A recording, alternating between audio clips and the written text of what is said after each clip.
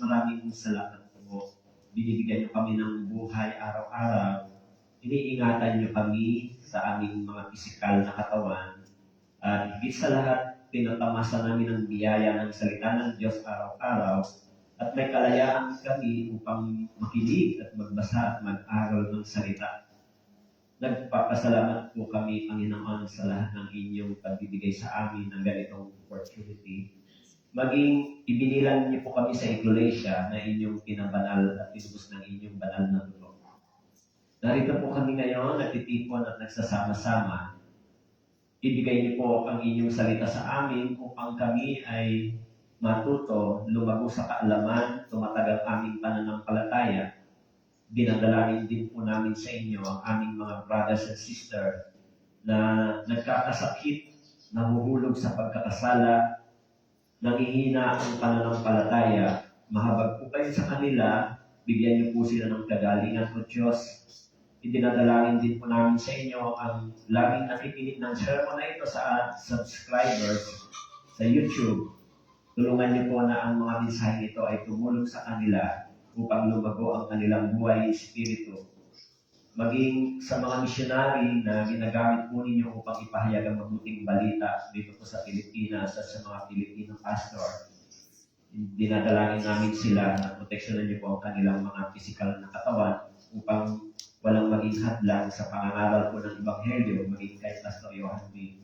Maraming salamat po sa araw na ito at sa amin na nandito na nagtitipon sa mga nakikinig. Pakibuksan niyo po ang aming puso. Bigyan niyo po kami ng puso na may takot sa inyo, nagpapakumbaba at tumatanggap ng inyong salita. Salamat po. Ito po ang aming dalangin sa inyo sa pangalan ni Jesus. Amen. Okay, magandang umaga po muli. Okay, kung may Bible po kayo, buksan po ninyo sa aklat ng John. Book of John, chapter 4. Alam niyo po yung ating general theme sa Philippine Lifeward Mission ay may title na Enlarge the Territory of the Gospel. Okay, yan po yung pinaka-general theme ng Philippine Lifeward Mission Church.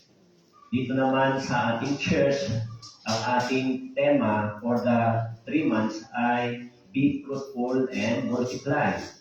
Kaya yung tinatalakay natin ngayon ay for 3 months tungkol sa evangelism. Kung gaano ba ito kahalaga. Okay po? So, babasahin ko po sa inyo sa chapter 4, dito sa beginning, verse 34 hanggang 38. Okay? So, pagkatapos dadaanan ko po yung kabuuan ng chapter 4. Kaya sana ay makapakinig kayo ng maayos at makuha ninyo kung ano yung purpose ng Diyos sa mga salitang ito. Okay po? So, beginning verse 34, sundan nyo na lamang po ako. Sinabi sa kanila ni Jesus, ang pagkain ko ay ang gawin ang kalooban ng nagsugo sa akin at tapusin ang kanyang gawain. Verse 35, hindi ba sinasabi ninyo may 4 na buwan pa at darating na ang pag-aani? Ngunit sinasabi ko sa inyo, masdan ninyo ang inyong paligid at inyong tingnan ang mga bukid na mapuputi na upang anihin. Ang umaani ay tumatanggap ng upa at nagtitipon ng bunga para sa buhay na walang hanggan, upang ang naghahasik at ang umaani ay magkasamang nagagalak. Verse 37, basahin po natin sabay-sabay. Sapagkat dito'y totoo ang kasabihan, isa ang naghahasik at iba ang umaani. Okay? Ito po ang salita ng Diyos.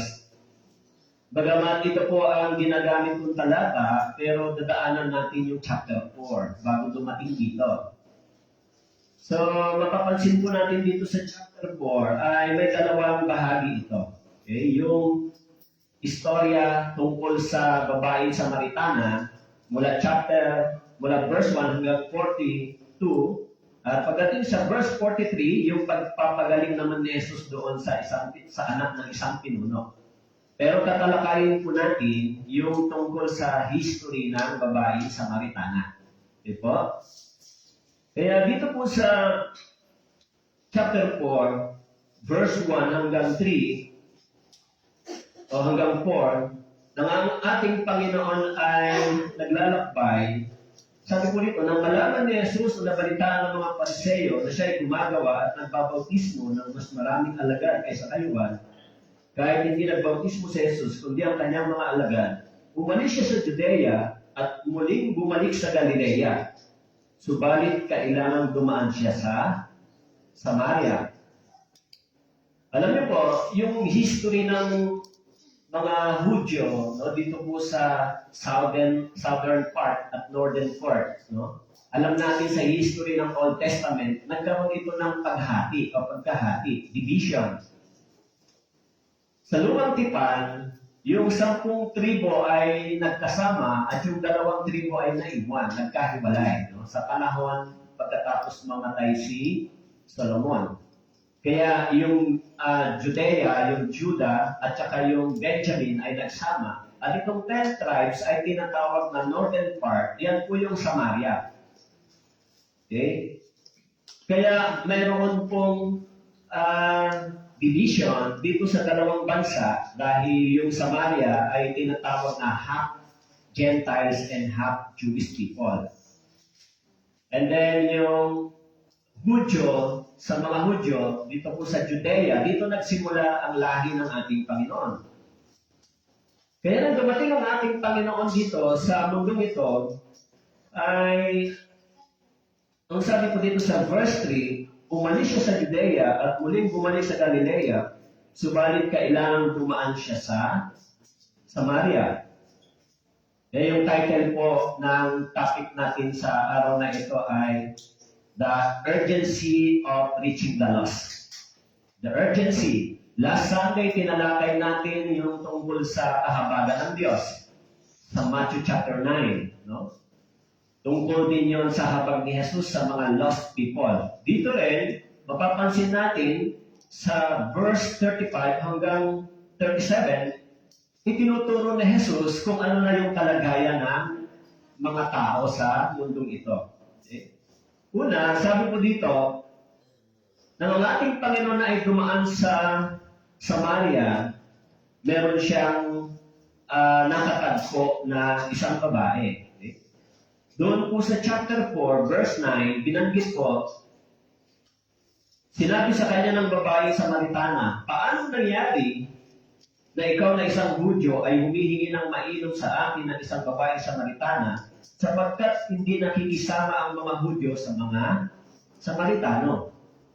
Originally, yung history, ang mga Hudyo ay hindi po nakikihalo o nakikihalo-bilo sa mga Samaritano. Kasi itinuturing nila itong mga marurumi. Kaya nang ang ating Panginoon dumaan sa Samaria, natagpuan niya yung isang babae, sabi ng babae sa kanyang isipan, sinabi po, paano nangyari? Ikaw isang Hudyo, humihingo ng maiinom sa atin isang babaeng Samaritana. Kapag hindi nakikisama ang mga Hudyo sa mga Samaritano. Yan po yung originally na condition sa bansang Israel na ang mga Israelita ay hindi po nakikihalubilo sa mga hindi nila kapwa Hudyo. Okay? Kaya sinabi ng babaeng ito sa kanya, pero sumagot si Jesus, kung nalalaman mo ang kaloob ng Diyos, at kung sino ang sa'yo nagsasabi, bigyan mo ako ng inumin, ikaw ay hihingi sa kanya at ikaw ay bibigyan niya ng tubig na buhay. First, una, bago dumating doon sa chapter 4, verse 35, yung evangelism, bago dumating yung sinasabi ni Jesus na pag-aani, Jesus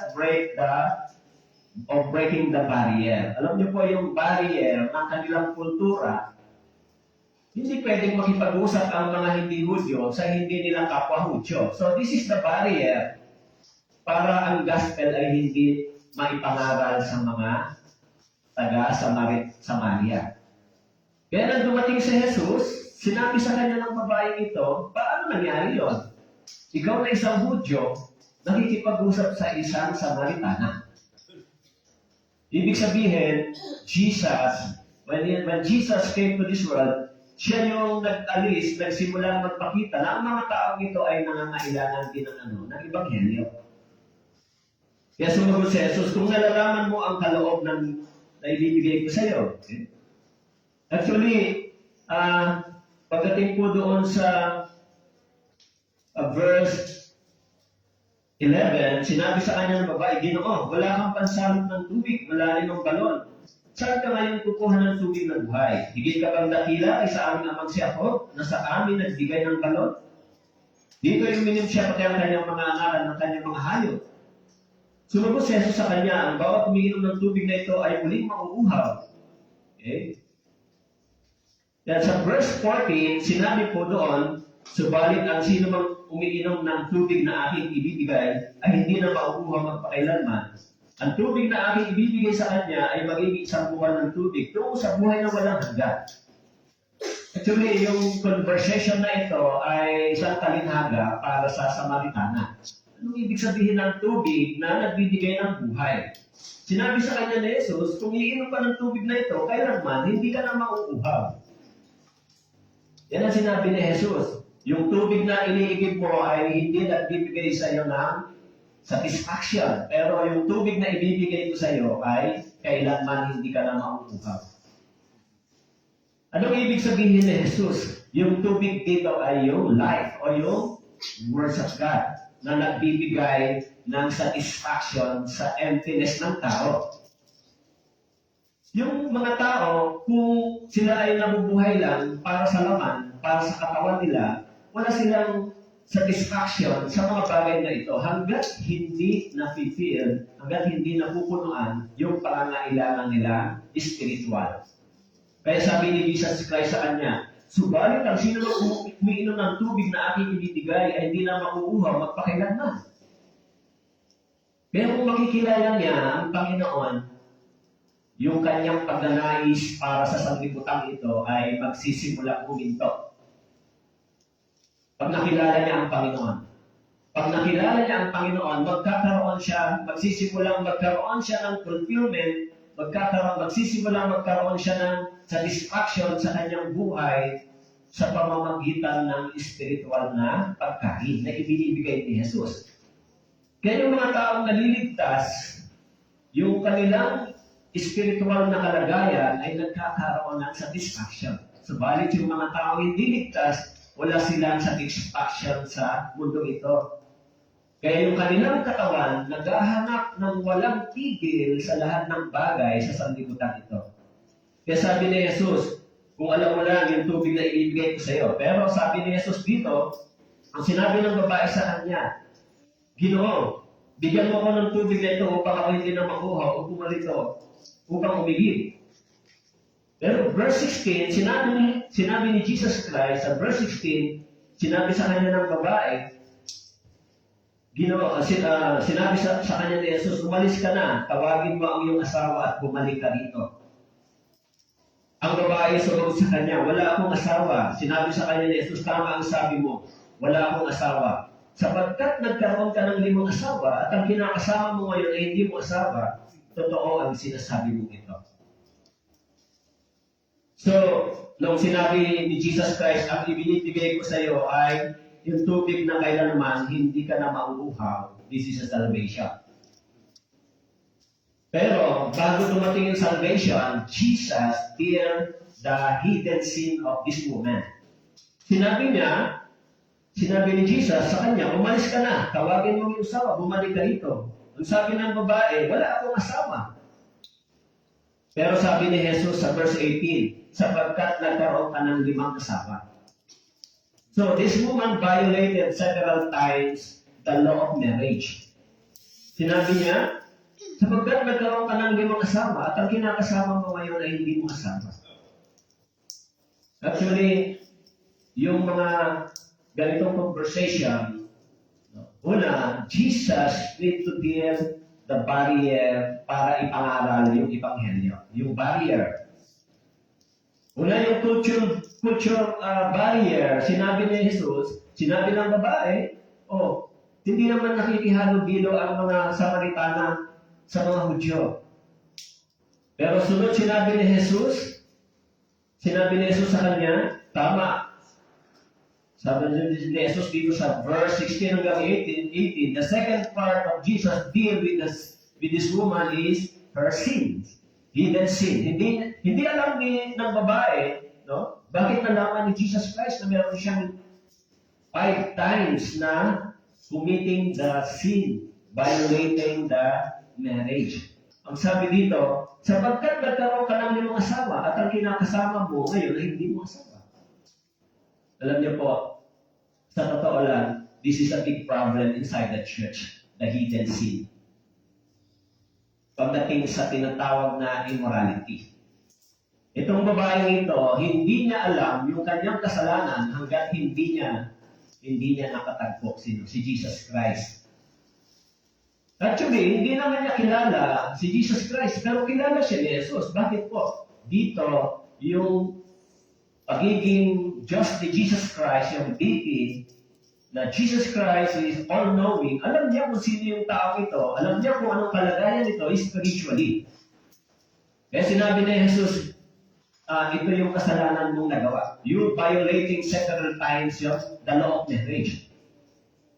Kaya maaaring yung babae ito ay nagtaka. Paano niya nalaman na siya ay may ganitong hidden sin?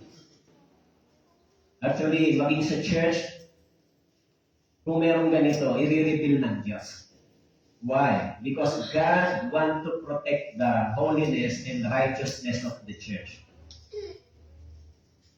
Yung totoong church, kailangan ay nakatayo sa kabanalan at katuwiran ng Diyos. This is the protection. Kaya sinabi ko sa aklat ng mga awit, yung kaharian ng Diyos ay itinatag sa pamamagitan ng kabanalan at katuwiran ng Diyos. Even the church, di ba? Kung merong hidden sin sa church at hindi ito nare-reveal, this is the hindrance para sa spiritual growth ng church. Kung merong mga ganitong bagay. Kaya, bago dumating doon sa verse 35, tinil ni Jesus Christ ito.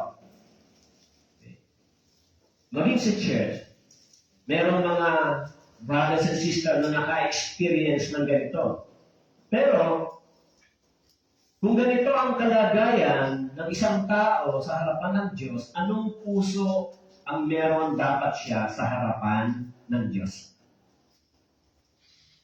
Alam niyo po, yung babae ito ay ginamit upang mas marami ang sumampalataya sa Diyos. Kung meron ganitong kalagayan, katulad ng babae ito, ano ang dapat niyang sinasabi, ginagawa, iniisip, at ninanais sa harapan ng Diyos? Supposed to be, dapat meron siyang fear. Meron siyang tunay na humble mind. Meron siyang tunay na pag-ibig at pagpapasalamat sa Diyos. Bakit po? Actually, itong babaeng ito, she's not deserving para sa tinatawag na eternal life. Bakit? She violated 5 times the law of marriage. She committing the adultery or doing immorality in her life. Kung ganon, pwede ba siya makapasok sa langit kung ganyan ang kalagayan niya? Unless she encountered God's grace and love. Kaya sinabi ni Jesus Christ sa kanya, sinabi sa kanya ni Jesus, umalis ka na, tawagin mo yung asawa, bumalik ka dito. Ang babae sumunod sa kanya, wala akong asawa. Actually, she denying her sin. Wala akong asawa. Yan ang sinabi niya, I am not committing in any kind of immorality. That's her point. Sinasabi niya, wala akong asawa. Pero sinabi ni Jesus sa kanya, sapagkat nagkaroon ka ng 5 asawa. Alam niyo po, nung binabasa ko ito, ay na-amaze ako dito sa conversation na ito. Iniisip ko, ano kaya ang iniisip ng babae nito nang siya ay sinabihan ni Jesus ng ganito? Nang ikinorek ni Jesus Christ yung kanyang buhay na siya ay may hidden sin, ano kaya ang iniisip ng babae nito? Actually, dito sa verse 17, she was trying to protect herself para wala akong asawa. Nagdi-deny siya sa kanyang sin. Bakit? Siguro nahiya siya. Siguro iniisip niya, hindi naman ako kilala ng tao ito. Pero sinabi sa kanya ni Jesus, sapagkat nagkaroon ka ng 5 asawa. At ang kinakasama mo ay hindi mo asawa. Totoo ang sinasabi mong ito, sabi ng babae. Sa verse 18, sinabi niya, totoo ang sinabi mong ito. She confessed that she committing adultery. Diba? Nag-confess siya. Sinabi niya sa verse 18, sabi niya chapter 4 verse 18, sabi niya, so sapagkat nagkaroon ka ng 5 asawa at ang ginakasawa mo ay hindi mo asawa. Anong sabi niya? Totoo ang sinabi mo ito. Kung ganito po yung kalagayan ng babae ito, ano ang kanyang gagawin? Magpa-pride ba siya sa Diyos? Sasabihin niya ba? Hindi. Ako naman ay mabait. Ako naman ay ganun ba sasabihin niya? Hindi. Sinabi niya, nagsasabi ka ng totoo. Kung hindi niya na-encounter si Jesus Christ, hindi niya alam na yung kanyang kalagayan ay sa harapan ng Diyos ay isang miserable. Saan siya papunta? Papunta siya saan dapat? Papunta siya saan? Sa impyerno. Papunta ba siya dapat sa impyerno? Kaya, sinabi ni Jesus Christ sa kanya, tawagin mo yung asawa mo. So para magamit siya ng Diyos, para siya maging efektibo na magamit ng Diyos, kailangan i-deal ni Jesus yung kanyang personal life, yung kanyang personal na buhay. Unless na hindi niya i-reveal yung hidden sin niya, hindi siya magagamit ng Diyos. Hindi siya pwedeng maging efektibo. Actually, pag binasa niyo po, doon po sa ilang mga succeeding verses, ay maraming mga sumampalataya kay Jesus dahil sa babae ito. Maraming mga sumampalataya kay Jesus dahil sa babae ito. Kaya doon po sa verse 28, sinabi po, kaya iniwan ng babae ang kanyang bangang ng tubig, pumunta sa lungsod at sinabi sa mga tao, halika kayo, tingnan ninyo isang tao na nagsabi sa akin, lahat ng mga bagay na aking ginawa, ito na nga kaya ang Kristo? Actually, dahil sa ang babae ito ay isang Samaritana, nang kanyang na-realize na si Jesus, si Jesus ay isang Messiah, doon po sa verse 25,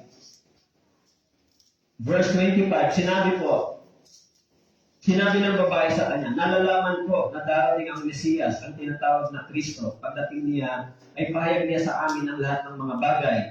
Sinabi sa kanya ni Jesus, ako nga iyon na kumakausap sa iyo. Alam niyo po, binabasa ko po yung gospel, natapos ko na yung 4 gospel. Pero, ito lang yung portion na nagkaroon ng sharp sa mind ko na this is the first time na si Jesus Christ nagpakilala na siya ay isang Messiah. Si Jesus nagpakilala sa babae ito. Sinabi ng babae sa kanya, nalalaman ko na darating ang Mesiyas, ang tinatawag na Kristo. Sa verse 26, sinabi sa kanya ni Jesus, ako nga iyon, na kumakausap sa iyo. Messiah, meaning ng Messiah, the Savior. Kahit basahin niyo po yung buong New Testament, this is only the verse na nagsasabi na si Jesus ay nagpakilala dito sa babae ito na siya ay Messiah. Actually, doon po sa Mateo chapter 16 verse 15, na nag-uusap si Jesus at si Peter sa Matthew chapter 16 verse 15, sinabi niya sa kanila, ngunit ano ang sinasabi ninyo kung sino ako? Sumagot si Simon Pedro at sinabi, ikaw ang Kristo, ang anak ng Diyos na buhay. Sumagot si Jesus at sinabi sa kanya, mapalad ka si Simon na anak ni Jonas, sapagkat hindi naman at tubo nagpahayag nito sa iyo, kundi ang aking ama na sa langit. Actually dito, si Jesus Christ, sinabi niya sa mga disciples, sinabi niya, ngunit ano ang sinasabi ninyo kung sino ako? Sumagot si Simon Pedro, ikaw ang Kristo, ang anak ng Diyos na buhay. Christ, mapalad ka, Simon Pedro, sapagkat hindi ito ipinahayag sa iyo ng tao, papayag na sa amin ang lahat ng mga bagay. Sinabi sa kanya ni Jesus, ako nga iyon, ako nga kausap sa iyo. And Jesus introduced himself as a Savior, as a Messiah. Kaya, yung babae ito, bagamat siya ay nag-commit 5 times ng immorality, adultery, sabi dito sa verse 18, chapter 4, sapagkat nagkaroon ka ng 5 asawa, at ang kinakasama mo ngayon ay hindi mo asawa, at sabi ng babae, totoo ang sinasabi mong ito. Pagkatapos niyang ma-encounter yung Messiah, si Jesus, nagkaroon ng ibang senaryo o ibig sabihin, yung before and after ng buhay niya ay nagkaroon ng pagkakaiba. Kaya, alam niyo po, minsan sa church, di ba? Sa church, this is the reality ng situation ng church. May mga brothers and sisters na ganyan ang kalagayan. Sa mga churches na pinuntahan ko, ganyan ang kalagayan. Pero, sinasabi ng Biblia na ang lahat ng iyong mga kasalanan ay tapos na. Bayad na before you were born. Totoo po yan. Hindi natin yan maikakaila na ang lahat ng ito ay tapos na sa paningin ng Diyos. But, ano po ang dapat? Kailangan mong ipakita yung buhay Kristiyano mo na meron ka talagang totoong natanggap na forgiveness at meron kang experience ng repentance sa harapan ng Diyos. Kasi, bakit po? Alam naman natin na ang buhay natin ay hindi tayo karapat-dapat tumanggap ng biyaya ng Diyos. Alam naman natin na bago tayo tumanggap ng kaligtasan, tayo ay dapat pupunta sa impyerno. So, ano ang kailangan natin gawin sa loob ng church kung katulad tayo ng babaeng ito, tumanggap tayo ng biyaya na kilala natin yung Messiah? Ano ang kailangan natin gawin? Magkakaroon ba tayo ng pride? Sasabihin pa natin, kasi siya ganito, kasi siya ganito, ganun ba ang gagawin natin sa church? Hindi. Sa tingin nyo, yung babaeng ito, nang natanggap niya yung biyaya ng Diyos, yung buhay na walang hanggan, meron ba siyang gagawing mabuti o magsisikap ba siya para magbigyan ng luwalhati ang Panginoon? Hindi ba niya gagawin yung lahat ng paraan, lahat ng best niya para suklian yung biyaya ng Diyos na ginawa sa kanya? Hindi lang po ito isang aral. Dapat ito ay matutunan natin sa personal nating buhay. Kayo po, kung may experience kayong ganito, anong gagawin ninyo sa Diyos? Magiging murmuring ba tayo? Magrereklamo ba tayo? Magrereklamo ba tayo sa Diyos? Hindi ba natin iibigin ang salita ng Diyos? Hindi ba natin gagawin yung best natin para sa Panginoon? O babayaan ba natin ang salita ito? At yung church, hindi ba natin poproteksyonan? Hayaan ba natin yung church mawasak sa pamamagitan ng pangit nating testimony? Siyempre hindi. Dahil tayo ay tumanggap ng biyaya sa Panginoon, dapat natin itong suklian. Suklian ng Suklian ng mabuti para maluwalhati ang pangalan ng Diyos sa pamamagitan ng ating personal na pamumuhay. Kaya yung babaeng ito, ang sabi po, iniwan niya yung kanyang banga. Okay? Iniwan niya. Sinabi po sa verse 28, iniwan ng babae ang kanyang banga ng tubig at pumunta sa lungsod. Sinabi sa mga tao, halika kayo. Tignan ninyo, isang tao nagsabi sa akin ang lahat ng mga bagay na aking ginawa. Ito na kaya ang Kristo. Lumabas sila sa lungsod at pumunta sa Kanya. Anong ginawa niya? Tinawag niya yung mga tao. She invited more people to listen to the words of God. Kaya sinabi nila dito sa verse 31. Verse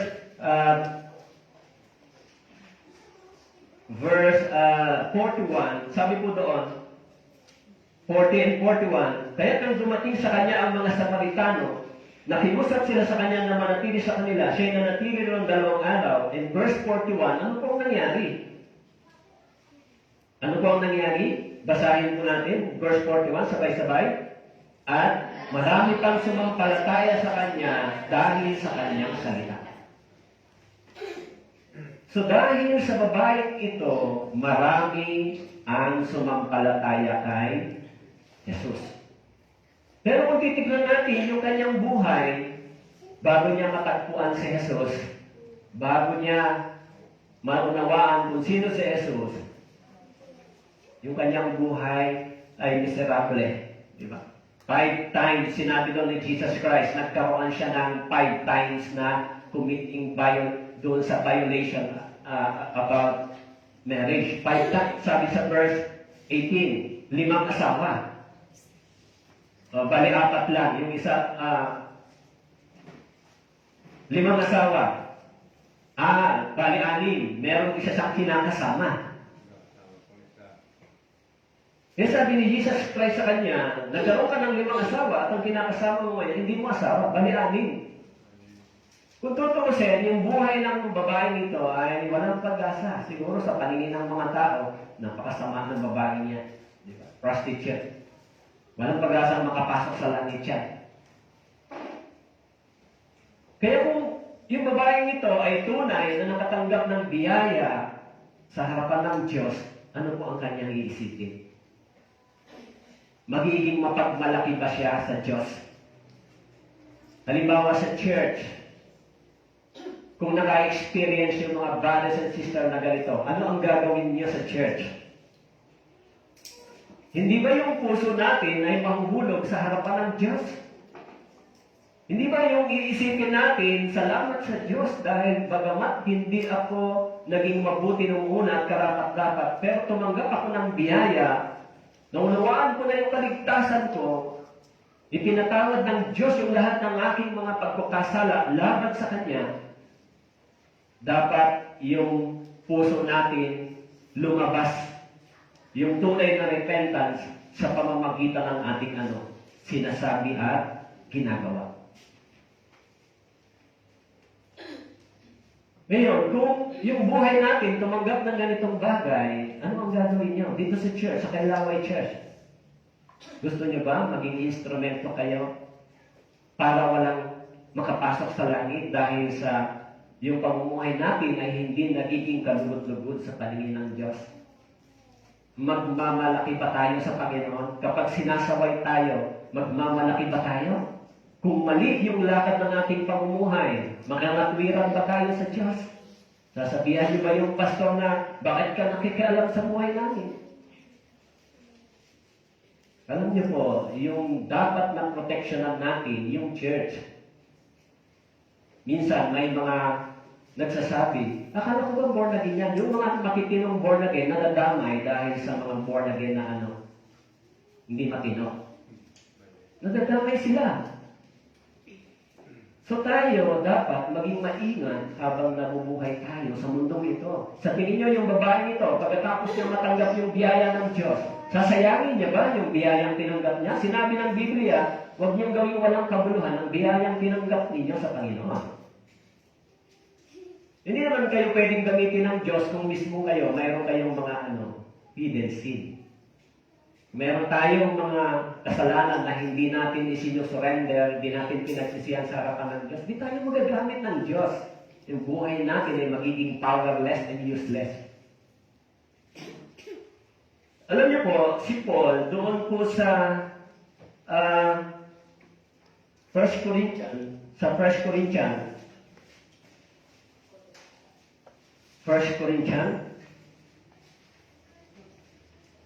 chapter 5.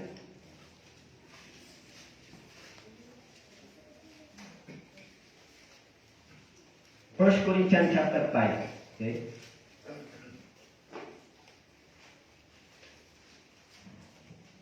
Verse 1 and 2. Alam niyo po, ito yung problematic church, no? Sa Europa, itong Corinthian church.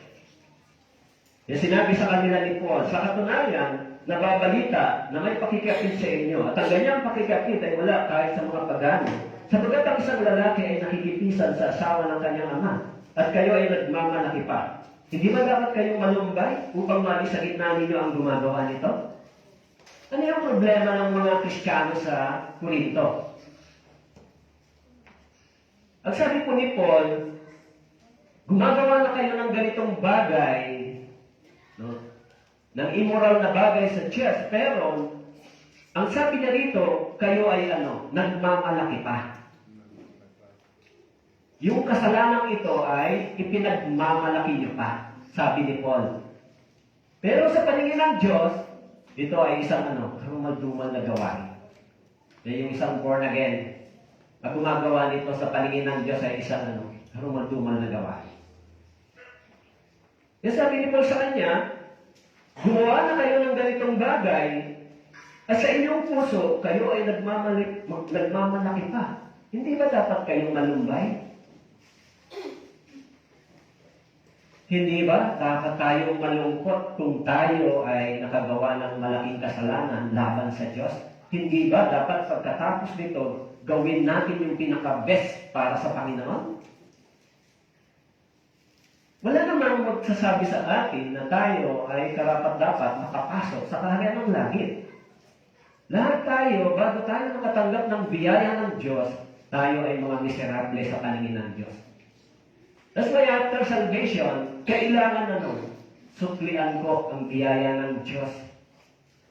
Yung iglesia, itong church sa Kailaway, hindi ito itinayo ng tao. Ito ay itinayo sa pamamagitan ng Ebanghelyo. Tinipon tayo ng Panginoon sa pamamagitan ng Ebanghelyo. Nagkaisa tayo sa pamamagitan ng Ebanghelyo ng ating Panginoon. Hindi tayo pumunta rito dahil nakarinig tayo ng mga aral na maganda sa tenga natin. Hindi ba? Kaya pag nakinig kayo sa Bible seminar, pagdating sa sin and judgment, yung mga bagay na maririnig mo, kung ang puso mo ay mapagmataas at mag-pride, hindi mo matatanggap yan. Kung ang puso mo ay hindi tama sa Panginoon, hindi mo yan matatanggap. Kaya tayo, tinipon tayo ng Panginoon sa ilalim ng kanyang biyaya. Yung bawat isa sa atin. Bakit tayo nandito? Dahil tayo ay kinukumbinsi ng tao? Dahil maganda yung sinasabi ng mga tao sa ating tenga? Maganda yung sinasabi ng pastor sa tenga natin? Sinusuyo tayo? Kung ganyan po ang inyong kaisipan, kayo po ay hindi po magtatagal sa church. The only one reason bakit tayo kailangan mag-stay sa church, because of the truth. The only one reason bakit ako nag-stay dito, because of the truth. For almost my experience, 20 years sa iba't ibang denomination, the only one reason kung bakit ako nag-stay, because of the truth, because of the true gospel. Dapat yung katotohanan ito, yung kapangyarihan ng Ebanghelyong ito na bumago sa ating puso, na nagbigay ng liwanag sa atin at pag-asa, binigyan tayo ng buhay na walang hanggan, na unawaan natin kung gaano kadakila ang pag-ibig ni Kristo sa atin. In Romans chapter 5 verse 8, samantalang nang tayo makasalanan pa siya ay namatay para sa atin, dapat nating suklian yung biyaya ng Diyos ng mas mabuti. Kaya, pagkatapos pa nating maligtas, magpapatuloy pa tayo sa pagkakasala? Hindi ho pwedeng ganon, mga brothers and sisters. Your salvation ay hindi lisensya para tayo gumawa muli ng kasalanan. Yung kaligtasan natin ay dahilan upang tayo ay maging alipin ng katwiran ng Diyos. Salitang alipin ng katwiran, dati alipin tayo ng kasalanan, kaya ginagawa natin ito. Because we are slave. But now, we are slave of righteousness. Ibig sabihin, alipin tayo ng katwiran, kaya dito tayo dapat kumuha. Alam niyo po ba, kung tayo po ay pinawalang sala lang, kung tayo ay ginastify lang, kung yan ay sapat na para sa atin, hindi mo kayo mabubuhay ng matuwid. Bakit po? Yung katuwiran ni Kristo ay kung hindi ibinigay sa atin, hindi tayo mabubuhay ng matuwid. Pero pagkatapos nating ipawalang sala, linisin tayo ng dugo ni Kristo, ibinigay sa atin ni Kristo yung kanyang katwiran. Yung kabanalan at katwiran ni Kristo ay ibinigay sa atin at nasa atin. Kung ganon, hindi lamang tayo pinawalang sala, ibinigay din sa atin yung kabanalan at katwiran ni Kristo. Kaya dahil dito, tayo ay namubuhay ng may katwiran at kabanalan sa paningin ng Diyos. Pero kung hindi ibinigay sa atin yung righteousness ni Jesus Christ, kung hindi tayo ginawang matuwid, sinasabi sa Hebreo chapter 10, kung hindi tayo ginawang matuwid, kung hindi tayo nilinis at ginawang matuwid, hindi tayo mabubuhay ng matuwid at banal kahit na tayo ay pinatawad sa lahat ng ating mga kasalanan. Kaya po, maging si Jesus Christ, maging yung mga Kristiyano dito sa Corinto ay nirebuke ni Pablo, sinaway ni Pablo. Sa katunayan, nababalita na may pakilipid sa inyo at kayo ay nagmamalaki pa. Alam niyo po, kung ang isang tao ay dumaan sa ganitong experience at yung puso natin ay hindi mababa, hindi humble sa harapan ng Diyos, kung ang puso natin ay hindi teachable sa harapan ng Diyos, magiging mapagmalaki yung ating puso, wala tayong matatanggap na biyaya galing sa Diyos. Alam niyo po, yung church, sinasabi ng Biblia, yung church, purchased by the blood of Jesus. Hindi po itong church na ito. Hindi po tayo yung church na sinasabi ni Paul, doon po sa 1 Corinthians, chapter 2, okay? Sabi mo sa verse 4, ang aking pananalita at ang aking pangangaral ay hindi sa pamamagitan ng mapangakit na mga salita na karunungan, kundi sa pagpapamalas ng Espiritu at ng kapangyarihan. Upang ang inyong pananampalataya ay huwag maging batay sa karunungan ng mga tao, kundi sa kapangyarihan ng Diyos. Ano po sabi ni Pablo? Sabi rito, yung aking pananalita at aking pangangaral ay hindi sa pamamagitan ng mapangakit na mga salita. Anong ibig sabihin ng mapangakit na salita? Yung mga tao, naghahanap lang sila ng magandang salita na mas masarap pakinggan sa kanilang mga tenga. Alam niyo po, yung mga pangangaral ng Ebanghelyo ay minsan tayo ay sinusugatan ng salita ng Diyos.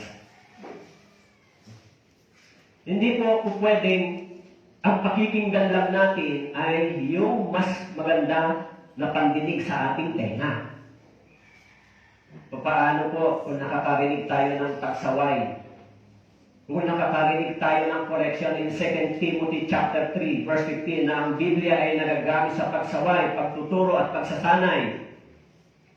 Paano kung sinasaway tayo sa ating mga pamumuhay at pag-uugali? Brother, hindi tama yung ginagawa mo.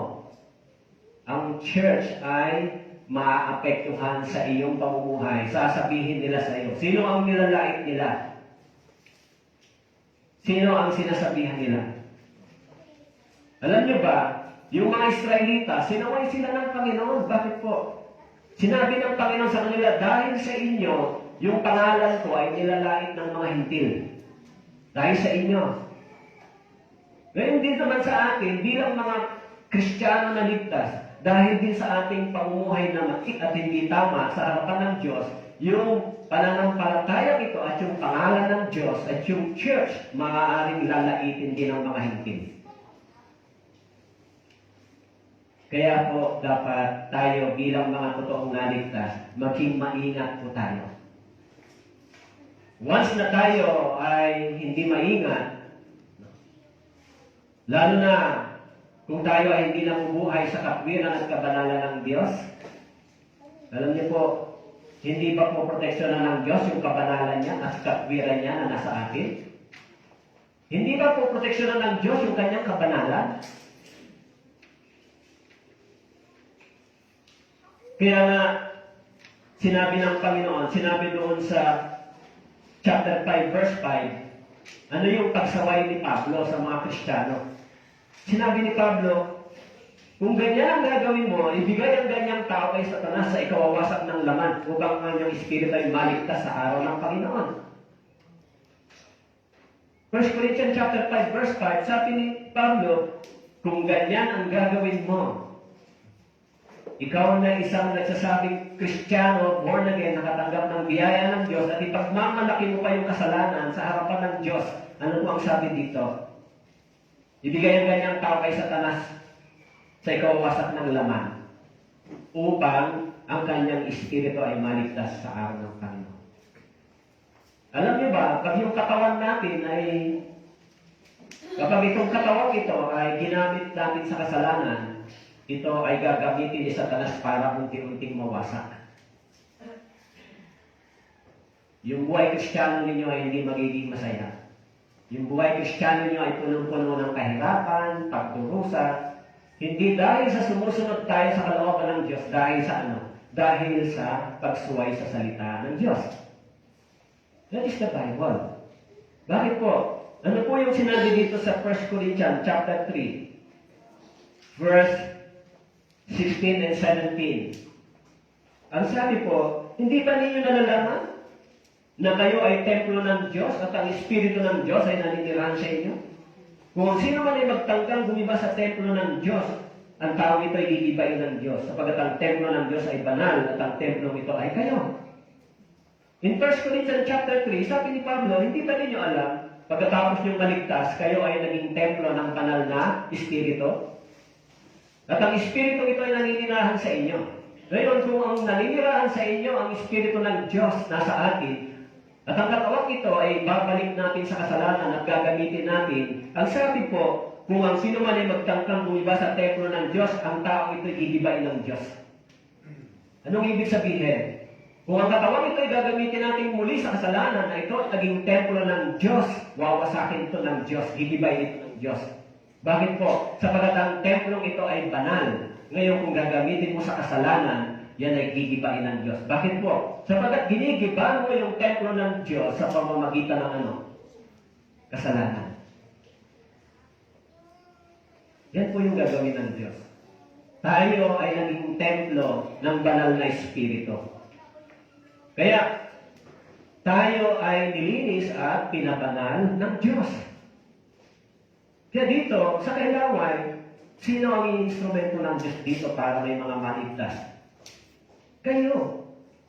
Pero kung yung templong iyan ay marumi at yung templong iyan ay ginagamit mo ninyo sa kasalanan, hindi po kayo magiging instrumento ng Diyos. Instead, yung templong iyan ay gigibain ng Diyos. Hindi ko alam kung paano yung salitang gigibain. Pero maaari yung katawang lamang ito ay mawawasa sa maraming paraan. Dahil yung mga Israelita, nang sila po ay nagkasala, yung kanilang mga katawan ay bumagsak sa lupa, hinayaan ng Diyos silang mamatay, dumanas ng gutom at karamdaman dahil sa paghamak nila sa salita ng Diyos.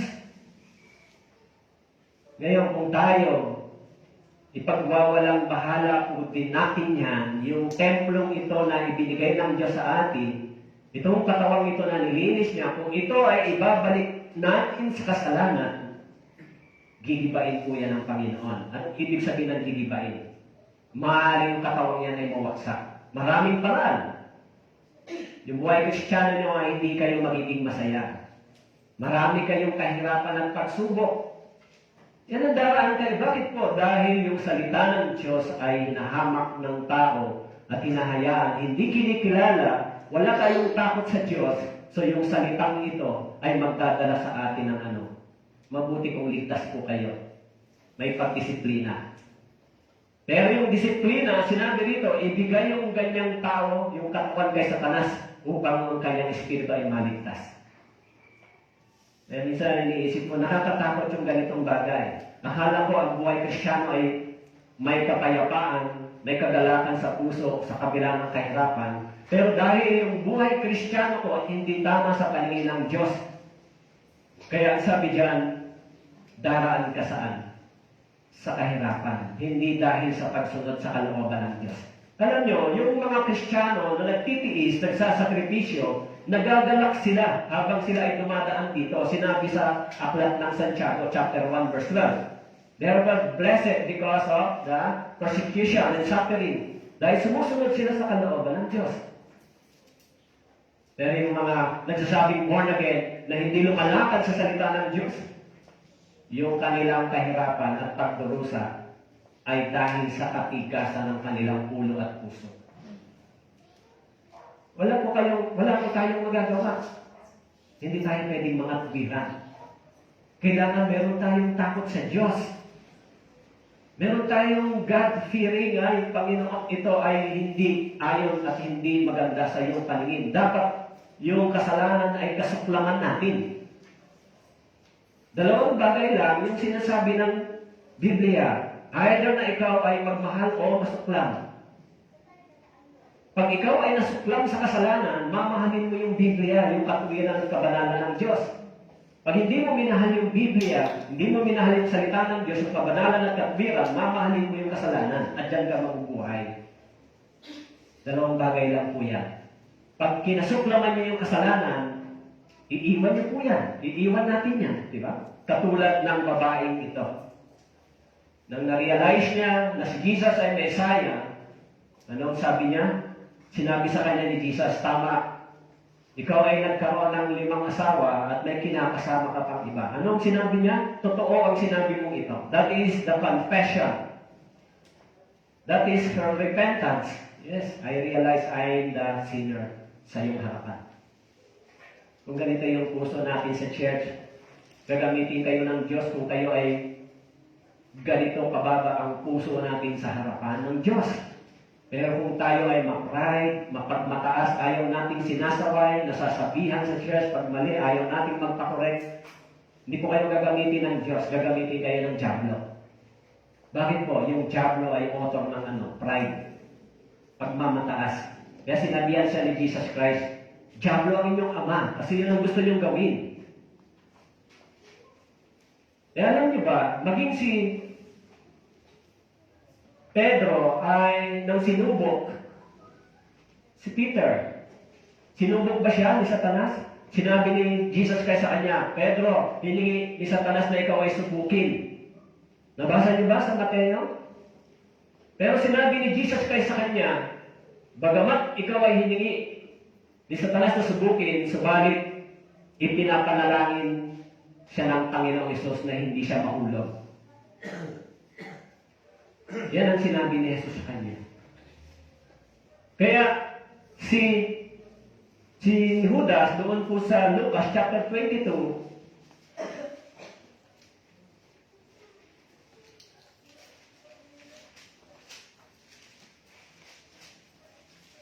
sabi po dito sa chapter 22, verse 3,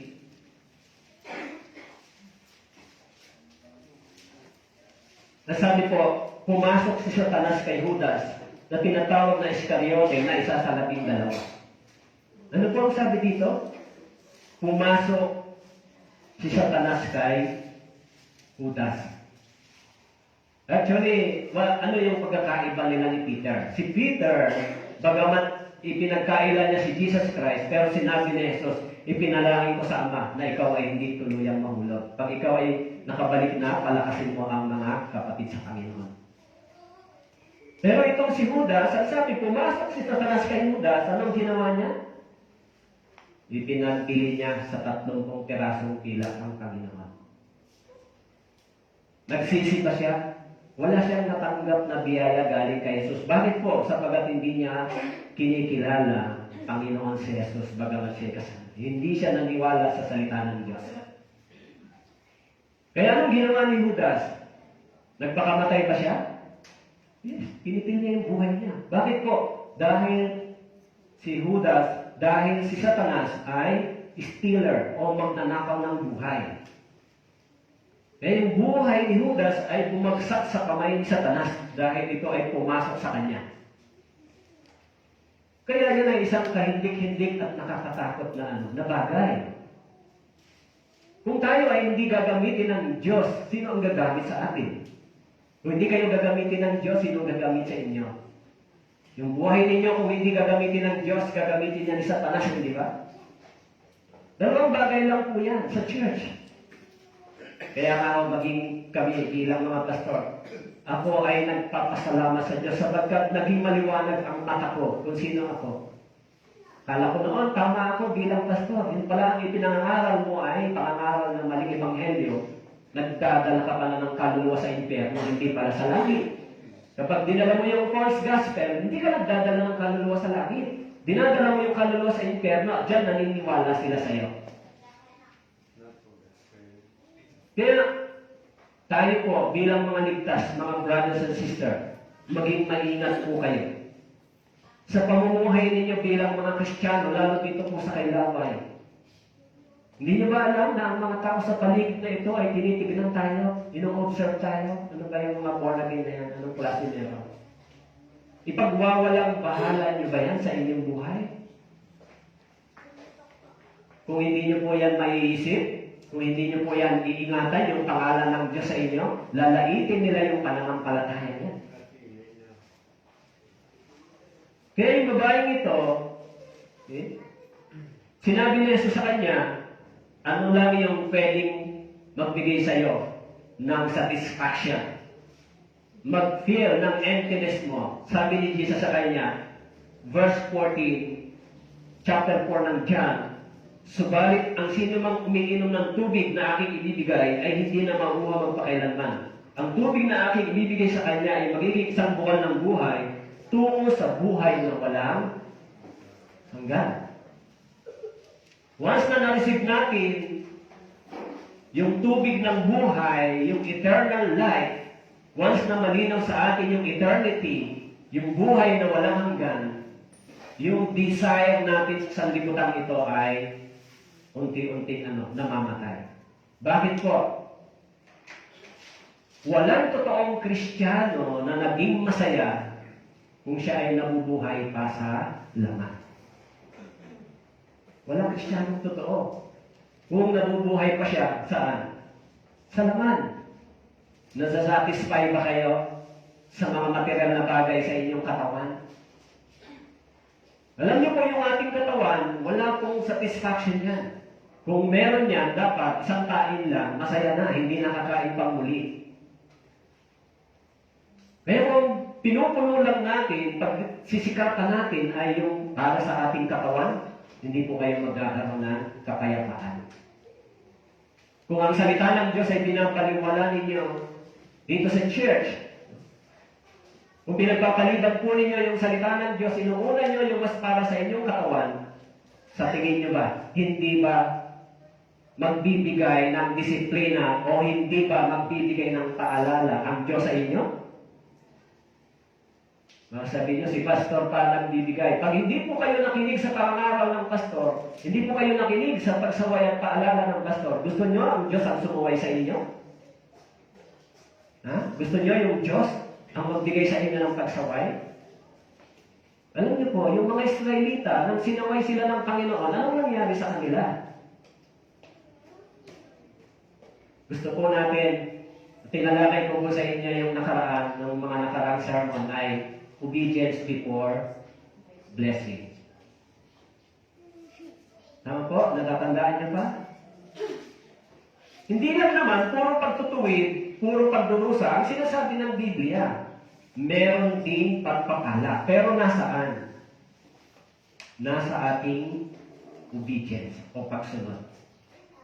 Nabasa niyo ba sa Biblia? Pero kung tayo ay nagbabaliwala sa mga bagay na ito, kung yung salita ng Diyos ay hindi ninyo pinapahalaga ng higit sa inyong buhay, ang ibig sabihin, hindi nyo pinahalaga ng Diyos. Ganun po yan. Tama po? Halimbawa, may anak po kayo. Kung hindi sinusunod ang utos ninyo, ang salita nyo, nagpapahalaga ba siya sa inyong salita? Hindi siya nagpapahalaga dahil hindi niya sinusunod yung salita mo. Di ba? Pero kung sinusunod niya yung salitang ito, nagpapahalaga siya sa iyong salita. Ngayon, ang salitang ito ay galing sa bibig ng Diyos. Kung tayo ay naging anak ng Diyos, kung ito ay pinapahalagahan natin at sinusunod, hindi ba nagpapahalaga tayo sa Diyos? Mga brothers and sisters,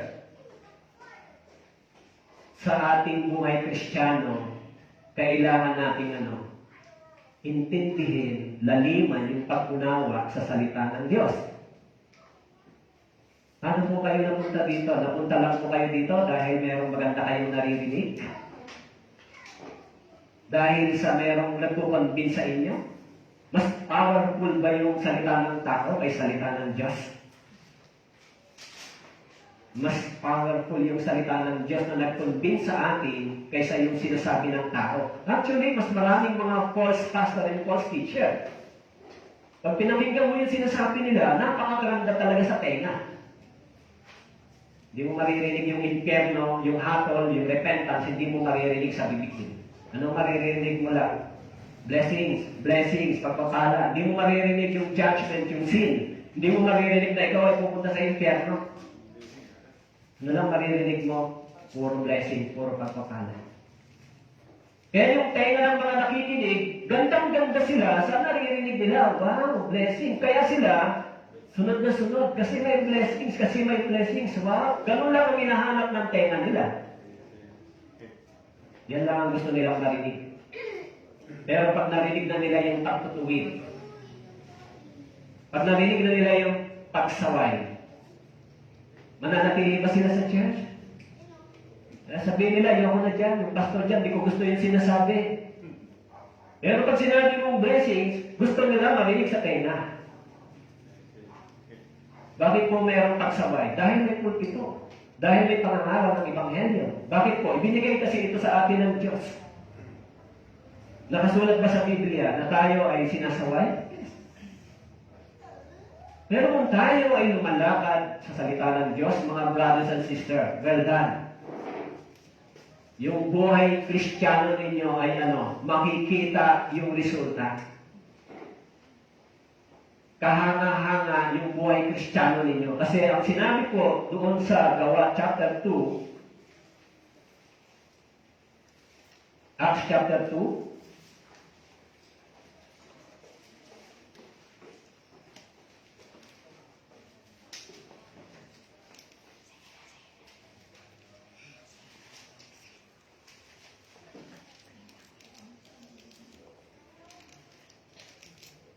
Acts chapter 2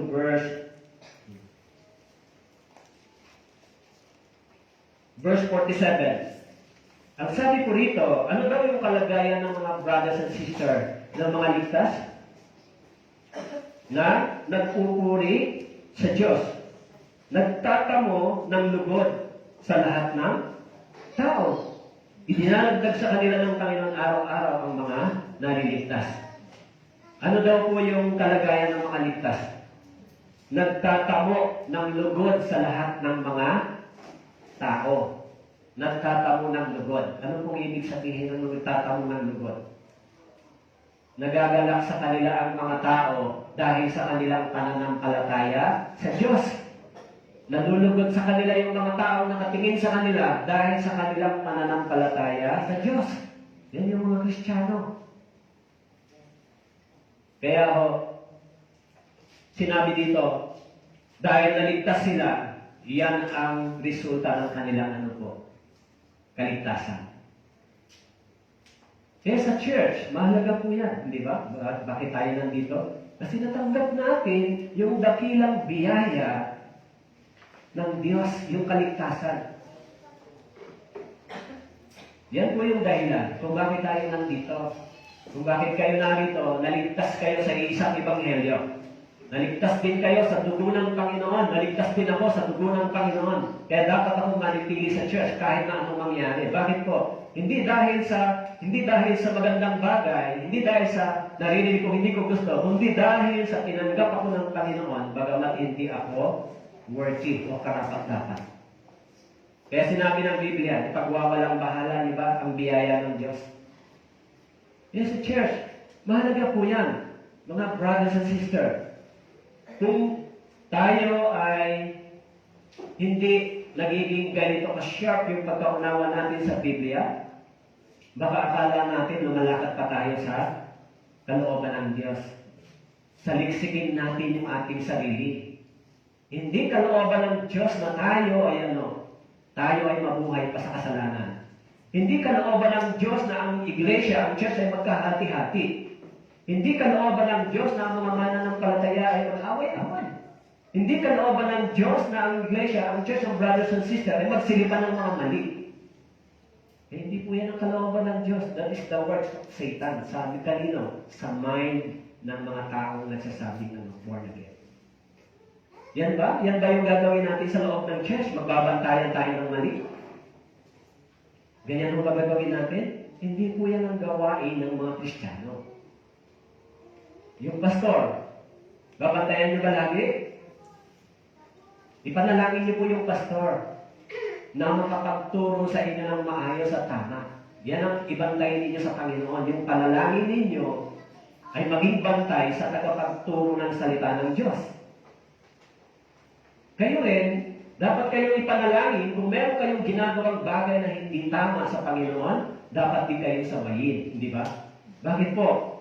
Lahat tayo ay may kanya-kanyang pananagutan sa Diyos. Hindi ba kayo dapat bantayan ng Panginoon? Sinabi sa Biblia sa Awit chapter 33 na ang mata ng Diyos ay nakatingin sa lahat ng tao dito sa lupa.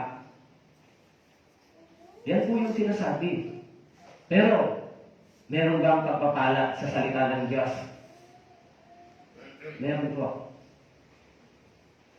Pag totoo po kayong lumalakad sa kabanalan at katwiran ng Panginoon, mararanasan nyo kung paano kayo tinutugon, iniingatan ng Diyos. Nakasulat sa Awit chapter 23, yung pastol ay nagbabantay, inaakay niya yung tupa doon sa mabuting pastolan, ibinibigay niya yung kailangan. Yan po yung kondisyon ng Panginoon sa atin. May blessings, pero kung kayo po ay hindi susunod sa salita ng Diyos, kung ipagwawalang bahala po ninyo yung mga utos na ito at salita ng Diyos, baligtad po yung blessing. Hindi po kayo tatanggap ng blessings. Maging yung babaeng ito, sa John chapter 8, sa verse 28, nang kanyang natanggap yung biyaya ng Diyos, iniwan ng babae yung kanyang banga ng tubig. Pumunta sa lungsod at sinabi sa mga tao, verse 28, chapter 4. Iniwan niya yung kanyang banga. Tayo rin, kung tayo po ay naliligtas, mayroon din tayong iniiwan. Meron tayong binibitawan sa ating mga sariling prinsipyo, sariling pamumuhay na dati nating gusto, sarili nating kalayawan at daan. Hindi iwan natin, lumilipat tayo sa daan na itinuturo ng Diyos sa atin ng ating Panginoon. Kaya sa Matthew chapter 7, ang dinadaanan natin ay makitid na pintuan. Hindi tayo dumadaan sa malawak na pintuan. Ano yung malawak na pintuan? Papunta sa kapahamakan. Yan ang gusto ng maraming tao, lumakad sa sarili nilang kalooban. Kaya pag tayo po, mga brothers and sisters ay naligtas, dadaan tayo sa makipot na pintuan, subalit sa makipot ng pintuan, masusumpungan natin yung mayamang biyaya ng Diyos. Opo, masusumpungan nyo. Totoo po, yung Biblia, doon po sa chapter 16, o chapter 15, chapter 15, verse 16. Sabi po rito, ako hindi ninyo pinili, ngunit kayo pinili ko. Itinalaga ko kayo upang kayo humayo at magbunga. At ang mga bunga ninyo ay mananatili upang ang anumang inyong hininsa Ama sa aking pangalan ay ibigay niya sa inyo. Ano po ang sabi dito? Tayo ay pinili at itinalaga ng Diyos bilang isang iglesia.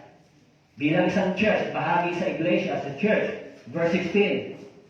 At ang sabi ron, itinalaga kayo upang kayo humayo at magbunga. Upang ang anumang, sabi diyan, bunga na yung manatili. Upang ang anumang inyong hingin sa Ama sa aking pangalan ay ibigay sa inyo. Actually dito, mapapansin natin dito, mayroong dapat rito, obedience before yung promise. Ang sabi diyan, kayo'y itinalaga upang humayo at magbunga. Humayo, kailangan ng obedience. Magbunga, kailangan ng obedience. Actually, yung fruits of righteousness is the fruits of the Holy Spirit. Hindi lang yun, magbunga yung pananampalataya natin sa pamamagitan ng kaligtasan ng iba.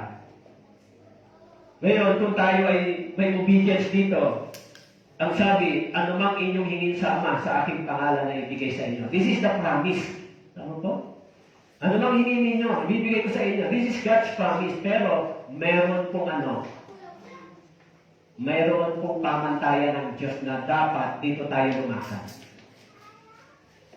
Ngayon, yung pangako ng Diyos, para matanggap natin, mayroon siyang pamantayan na ibinibigay. Ano po yun? Obedience. Mabuhay tayo bilang anak ng Diyos. Di ba? Ngayon, kung lalakaran natin ito, yung promise niya, ano bang hinihingi niya sa aking pangalan na ipagkakaloob ko sa inyo. Kaya yung babaeng ito, pagkatapos niyang maligtas, mayroon siyang gawain. Mayroon ba siyang gawain dito? Siya ay naging dahilan upang mas maraming mga kaluluwa ang sumampalataya kay Jesus. Kayo po, yung kaligtasan ninyo, ganito ho ba ang naging bunga? Marami na bang kaluluwa ang naligtas dahil sa inyo? Nagbunga na ho ba kayo? Hindi ho ba hahanapin ng Diyos sa inyo yung bunga pag tayo niya sa harapan ng Diyos? Hindi ba kayo hahanapan ng Panginoon? Ako lang ba ang tatanungin ng Diyos? Anong ginawa mo? Hindi ba kayo? Kayo, hindi ba? Lahat tayo, hindi ba? Lahat tayo. Kaya huwag niyo pong kakalimutan. Ano po ang pinakamalaking hadlang sa church para hindi maging effective sa evangelism? Ano po ang hadlang? Yung ibang tao, sila ang hadlang? Ang hadlang tayo minsan. Bakit po? Dahil yung buhay natin ay hindi magamit ng Diyos dahil yung testimony ng Christian life natin ay hindi ayos sa paningin ng Diyos. Tama po? Ngayon, kung tayo mismo ay hindi naging mabuting patotoo sa ating mga anak, pamilya, asawa, kapatid, paano nyo mahihila yan sa Panginoon? Kung kayo mismo ay hindi nila nakitaan ng mabuting bunga ng inyong kaligtasan. Ano po sabi ng Bible? By the fruits, you will know the tree. Bakit po sinasabi sa inyo? Kasi yung kaluluwa ng mga taong yan ay napakahalaga sa akin at sa Panginoon. Hindi ba? Mahalaga ba sila? Mahalaga ba yung kaluluwa nila? Kapatid, kaibigan, anak, mahalaga ba yung kaluluwa nila? Yung mga tao, nagsasakripisyo sila. Maraming mga misyonary na nagsakripisyo para lang sa kaluluwa. Maraming mga misyonary pumunta sa malalayong lugar para lang sa kaluluwa. Iniwan nila yung karangyaan. Maraming mga history na mababasa kayo. Tinalikuran nila yung karangyaan para lang sa kaluluwa. Kung nagbabasa kayo ng mga libro, maging sa Bible, maraming mga brothers and sisters, iniwan nila yan para lang sa kaluluwa. Ngayon, yung church dito, ano po ang purpose nito? Yung purpose ng church ng Kailaway, yung purpose nito ay para din saan? Sa kaluluwa. Alam niyo ba kung bakit hindi pa tayo kinukuha ng Panginoon? Alam niyo ba kung bakit hindi pa dumarating ang Panginoon? Dahil sa kaluluwa. May gusto pa siyang maligtas, hindi ba? Dahil kung tapos na yung evangelism sa Romans chapter 11 verse 25, kung tapos na, wala na tayo dito sa mundong ito. Wala na tayo. Tapos na yung kahirapan. Kaya, yung topic natin, general topic ng Life for Mission ay enlarge the territory of the gospel. Bakit enlarge the territory of the gospel? Para saan yan? For the sake of the soul. Yan ang ibig sabihin niya. Kaya yung sub-team natin dito sa church, be fruitful and multiply. Bakit po kailangan magbunga at multiply? Kasi yan ang hinahanap ng Diyos sa church. Hindi ba? Bakit tayo magse-celebrate at the end of this year? Kasi Pasko, kasi New Year, kaya ba tayo magse-celebrate? Hindi po. Because of the soul harvest. So we celebrate because of many souls will be saved. Yan ang dahilan. Kaya yung babae nito, nang siya po ay naligtas, nag-evangelize pa siya. Actually, ang sabi po doon sa verse 28, iniwan ng babae ang kanyang bunga ng tubig, pumunta sa lungsod, sinabi sa mga tao, halika kayo. Tingnan ninyo isang tao nagsabi sa akin, lahat ng mga bagay na aking ginawa, ito na nga kaya ang Kristo. Lumabas sila sa lungsod at pumunta sa kanya. Naniwala ba yung mga tao sa babaeng ito? Yes, they believe. Kaya sinabi ron, yung mga taong ito, lumabas sa lungsod at pumunta kay Jesus dahil sa ibinalita ng babaeng ito. Siguro, meron nakakita. Natin paniniwalaan yung babae niya, nag-prostitute siya, 5 nga asawa niya. 6 nga ang asawa niya, ba't natin paniniwalaan? Pero maaaring hindi ipinaliwanag dito, may ibang bagay na hindi ipinaliwanag. Pero isang bagay yung nakikita ko. After niyang ma-encounter si Jesus Christ as Messiah, ibinalita niya yung kanyang karanasan kung sino si Jesus at mas marami ang lumapit kay Jesus. Siguro sasabihin ng iba, mas masama siya kaysa sa akin kasi 5 asawa niya. Lahat tayo ay naging masama sa paningin ng Diyos. Lahat tayo. Tumanggap tayo ng biyaya. Kaya, pagdating po doon sa verse 35, binuksan ng Panginoon yung evangelism. So bago makapasok yung gospel, yung evangelism, God removed the barrier, the cultural barrier. And the second, God deal with the sin of this woman para yung gospel ay makapenetrate. As long as merong sin sa atin, meron tayong kasalanang hidden sin, kung meron tayong mga bagay na ginagawa, at hindi pa natin deal sa harapan ng Diyos, hindi tayo magiging epektibo na kagamit-gamit sa harapan ng Diyos. Magsasalita lang kayo ng powerless and useless. Alam nyo, kahit ako minsan nakikinig ako sa prayer. Alam niyo ba, yung spiritual prayer, maririnig mo kung spirit-filled o hindi. Bakit po? Wala bang discernment, spiritual discernment ang pastor?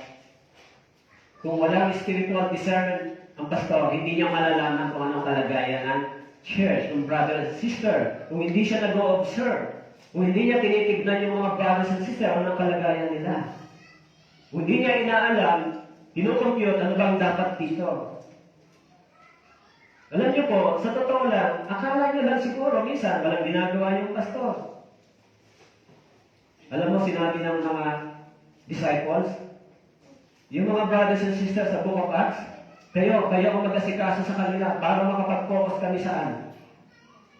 Para makapag-focus kami sa salita at sa panalangin. Mas kailangan ng panalangin at salita kaysa maraming bagay na iba. Hindi ba? Sa church, sa iglesia?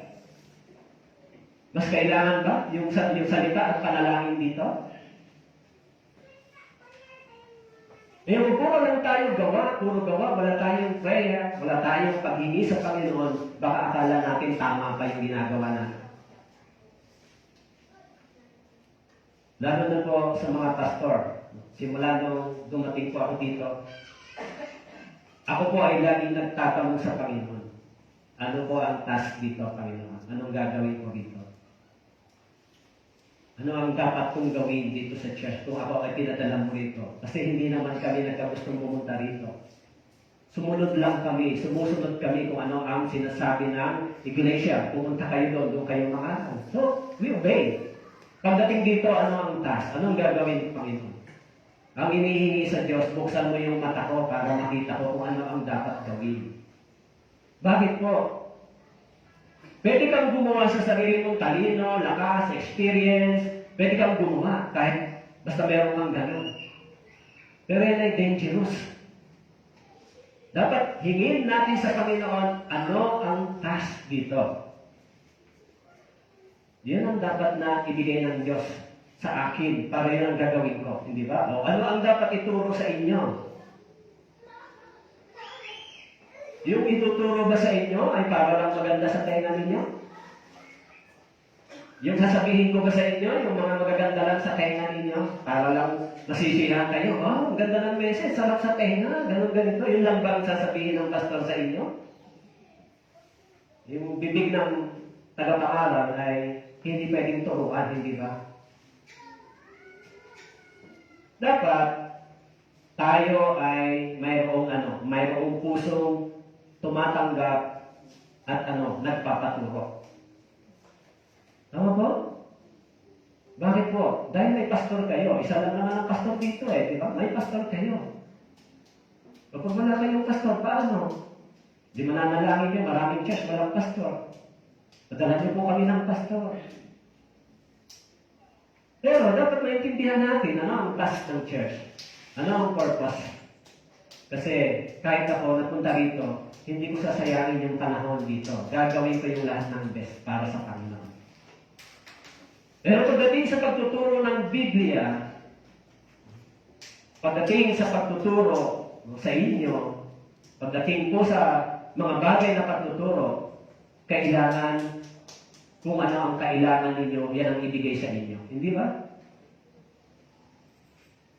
Ngayon, yung pulpito pang ito, para lang sa kagustuhan ng pastor. Yung pulpito ito, para lang gagamitin ng pastor sa inyo. Sa totoo lang, yung paggagawa ng pagtuturo at pagsisermon ay hindi po madaling gawin, di ba? Maging sa New Testament, sa pangaral nila Pablo, marami ding mga experience sila Pablo sa kanilang pangaral, sila rin ay dumanas ng maraming kahirapan at salungat sa pagtuturo ito. Kaya yung salita ng Diyos ay marami rin sumasalungat, maging salungat sa Bible. Pero tayo bilang mga ligtas, huwag tayong sumalungat sa salita ng Diyos. Kasi kung sasalungat po kayo, sabi ni Gamaliel, nung pinayuhan niya yung mga Israelita, kung ganyan ang gagawin ninyo, lumalaban lang kayo sa Diyos. Kung kayo ay sumasalungat sa Biblia, para kayong sumisipa sa isang matulis na bagay. Ano po yun? Kayo ang masasaktan. So, ano ang pinakamabuti? Kung ano ang sinasabi ng Biblia, dapat tayong lumakad at sumunod. Yan ang pinaka-best. Blessings ba yan kung susundin natin? Of course. Kaya si Jesus Christ, para yung Ebanghelyo, maipangaral, maipasok, He deal with the sin of this woman. Just like dito sa church, kailangan i-deal yung sin bago magkaroon ng prosper sa gospel. Hanggat tayo ay may mga hidden sin at tayo yung problema, wala tayong repentance, so walang bunga, hindi tayo gagamitin ng Diyos. Bakit po? Sinong hadlang? Ako. Hindi yung ibang tao. Ako mismo. So, kailangan hingin natin sa Diyos, Panginoon, kung may bagay na mahadlang sa akin, alisin mo po. Dalhin mo ako sa repentance as a children of God. Huwag mo akong dalhin sa yung puso ko ay maging mataas sa harapan mo. Dalhin mo ako sa repentance sa harapan mo. Kasi ayokong tumanggap ng pagtutuwid. So, delikado, baka hindi nyo makayanan yung correction ng Diyos. Kasi sinabi ni Pablo, ibigay yung katawan kayo sa kanas, ang espiritu niya ay maligtas. So, kaya yung disiplina ng Diyos minsan, maaaring dumating sa kamatayan ng katawan. Lalo na kung hindi natin kaya yan, hindi ba? Kung wala tayong protection galing sa Diyos, paano tayo? Alam mo ba yung virus na kumakalat, kung wala kang protection sa Diyos, wala kang safe. Alam mo ba yun? Kahit na anong gawin mong protection sa sarili mo, may mask ka, kahit doktor nga O si Dr. Willie nga, tinamaan, doktor pa yan. May mga measurements silang ginagamit na gamot, iniinom protection para hindi sila mahawaan ng COVID. Tinatamaan din sila. So, makakahaasa pa tayo sa sistema na gano'n? Protection ng tao na iniisip natin? Of course, we follow the health protocols, pero mostly yung protection natin, kanino galing? Galing sa Diyos. Tama po? Panginoon, bigyan mo kami ng healthy body. Ako, ang panalangin ko sa Panginoon, bigyan mo lang ako ng healthy body, kasi mahirap mag-aral at magturo kung may dinaramdam ka sa katawan. Kung mag-aaral ka, alam niyo ba ang pag-aaral ng Biblia? 1 week. Mag-pray ka, mag-aaral ka, magre-research ka para magturo. Hindi mo yan pwede isang beses lang makuha. Kung may dinaramdam ka sa katawan, hindi ka makapag-iisip ng concentrate. Kaya mahalaga yung healthy body. Yan lang hinihingi para magawa ng maayos yung ministry. Mahirap mag-mission pagka may problema ka sa katawan, di ba? Tama po? Kung may problema ka sa katawan, mahirap mag-mission. So, mahalaga po yung gawain na ibinibigay ng Diyos. Dito po sa verse 35, sabi po, hindi ba sinasabi ninyo may 4 na buwan na? 4 na buwan pa? Darating na ang pag-aani? Ngunit sinasabi ko sa inyo, masdan ninyo ang inyong paligid at inyong tinan ng mga bukid na mapuputi na upang anihin. Ang umaani ay tumatanggap ng upa at nagtitipon ng bunga para sa buhay na walang hanggan. Upang ang naghahasik at ang umaani ay magkasamang nagagalak. Sapagat dito ay totoo ang nasabihan, isa ang naghahasik at iba ang umaani. Ano sabi ni Jesus Christ? Tignan niyo yung bukid. Sabi po rito, hindi ba sinasabi ko sa inyo may 4 na buwan na? Actually, 4 months, sinasabi ni Jesus Christ kasi yung harvest sa Israel ay maaaring sinasabi na rito ay December or November kasi yung harvest time ay sa panahon ng April, yung harvest time sa kanila after 4 months. Yung sinasabi rito, yung sabi ni Jesus, hindi ba sinasabi ninyo may 4 na buwan pa at darating na ang pag-aani? Actually, maging si Jesus, ginagamit niya yung ganitong analogy pagdating sa kanyang pagtuturo. Okay? 4 months, kasi yung mga Israelita, nagtatanim sila sa panahon ng December or November. In the mid of April, ito yung harvest time. Nag-harvest. So sabi ni Jesus Christ, tignan ninyo. Tignan ninyo yung bukid. Hinog na. Actually, yung sistema ng mga Israel, meron silang 3 beses na ganitong events, no? Pag-harvest, no? Sa kanilang kultura. Nakasulat sa Exodus 23, nandun po hanggang verse 16. Ang pista ng tinapay na walang pangpaalsa. Okay? So, kasama yun sa kanilang ipinagdiriwang. Maging yung harvest ay ipinagdiriwang nila every year. Pero yun ba talaga yung sinasabi ni Jesus Christ? Anong tinuturo ni Jesus Christ dito? The soul. Okay? Tignan ninyo. Pagkatapos niyang i-deal yung barrier doon sa culture barrier ng mga Israelita, and the second, he deal the sin of this woman, and now, sinasabi niya, tignan ninyo. Bukas na yung anihan. Hinog na. Okay? Kaya doon sa Proverbs chapter 10 verse 5, isang pantas na anak na siya natitipon sa tag-araw. Ngunit siya natutulog sa tag-ani, nagdadala ng kahiyan. Kaya, the harvest na tinatalakay o tinutukoy ni Jesus Christ ay hindi po yung harvest para sa palay. This is the harvest of the soul. Kasi, kung mapapansin natin, pagkatapos niyang maidil yung Samaritana, nagbukas yung evangelism sa northern part, sa Samaria. Okay? Tignan ninyo, bukas na. Okay? Kaya sinasabi po ron sa Jeremiah chapter 5, verse 24, hindi nila sinasabi sa kanilang mga puso, sa Panginoon nating Diyos ay matakot tayo na nagbibigay ng ulan sa kapanahonan nito. Ng ulan sa taglagas at ulan sa tagsibol, at nag-iingat para sa atin ang mga sanlinggong itinakda para sa pag-aani. In Jeremiah chapter 8 verse 20, ang sabi po, ang pag-aani ay nakaraan, ang tag-init ay tapos na, at tayo ay hindi ligtas. Alam niyo, sinabi rito, ang pag-aani ay nakaraan, ang tag-init ay tapos na, at tayo ay hindi ligtas.